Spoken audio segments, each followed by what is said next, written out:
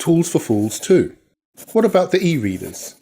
We may think it is harmless to give our kids iPads or Kindles, but for young minds seeking to build on their language skills and knowledge, these electronic counterparts may not be the best choice at all.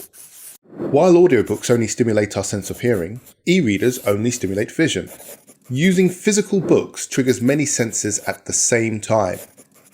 The smell of the book as we open it up, the fibrous feelings of the pages as we turn them, the embarking of a journey through the sheets and knowing the beginning, middle and end with or without a bookmark. These sensations, combined with seeing the words, help encode what is being read in a more efficient manner.